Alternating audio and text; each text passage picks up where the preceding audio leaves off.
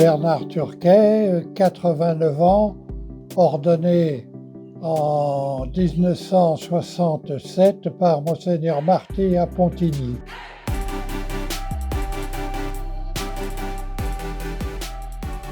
J'ai plongé dans plusieurs mondes, d'abord dans la guerre d'Algérie, dans les Aurès, où là j'ai reçu le choc de la pauvreté de ces paysans chaouia, de la colonisation, du mensonge politique. Et c'est là que ma vocation pour la mission de France s'est affirmée, parce que j'ai compris que l'Église était comme sur le bord de la berge, tout en donnant de bons conseils à ceux qui se débattaient dans le courant des eaux mêlées, et j'ai décidé de nager avec ceux que le courant emportait. Et puis ensuite, c'était à Berliet, la découverte du monde ouvrier.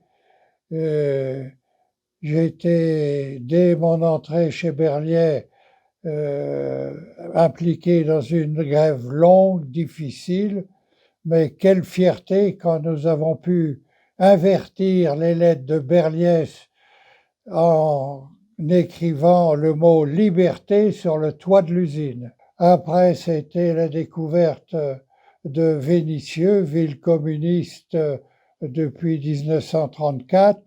Ensuite, j'ai rejoint le Brésil, l'équipe de la mission de France à Volta Redonda, à la découverte des communautés de base avec Dom Valdir. Et nous avons été très marqués par une grève qui a impliqué toute la ville pendant 20 jours, une grève qui a fait 3 morts.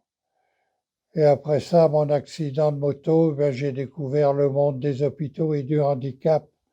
Après 29 mois d'hôpital, j'ai pu reprendre une vie à peu près normale.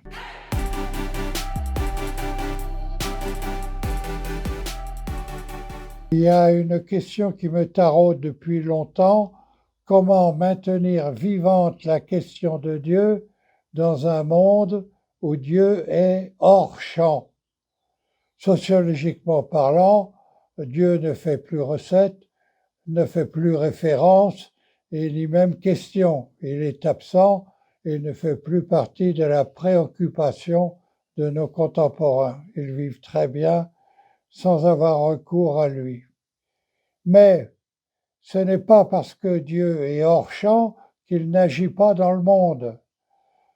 Et par son esprit, notre choix est bien de s'enraciner dans l'histoire et la vie des hommes dont nous partageons l'existence, avec la conviction, oui, la conviction que l'esprit est à l'œuvre là, sous un mode dont nous n'avons pas les clés.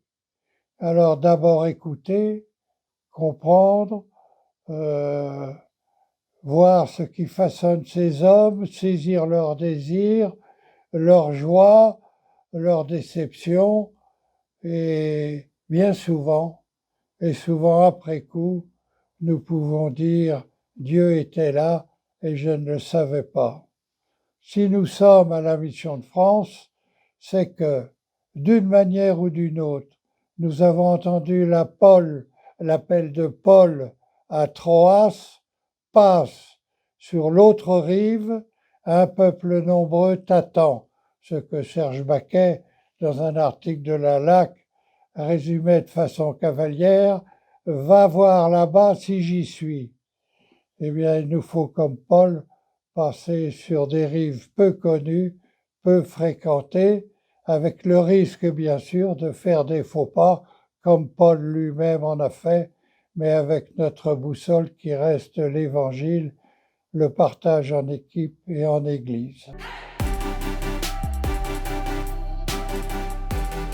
Ce qui est sûr, c'est que de grands bouleversements les attendent, bouleversements technologiques. Pensons simplement à la mise en œuvre de l'intelligence artificielle, bouleversements climatiques. Que va devenir notre Terre? Que vont devenir les hommes qui l'habitent? Bouleversements culturels et sociétaux, hein, comment les hommes vont se comprendre et comment ils vont vivre en société, sans compter, sans compter la recomposition mondiale des différents blocs politiques et économiques. Et l'Église, surtout en Occident, va devoir se repenser autrement. Elle se trouve devant de nombreux défis. Le pape François a commencé à y répondre, mais que va-t-il se passer après lui? En tout cas, un effort collectif pour essayer de comprendre ces mutations et les défis qui sont posés à l'Église paraît incontournable, avec cette question qu'il faut toujours garder avec nous: où sont les oubliés de la société? Comment vivent-ils? Que faisons-nous pour nous rendre proches d'eux?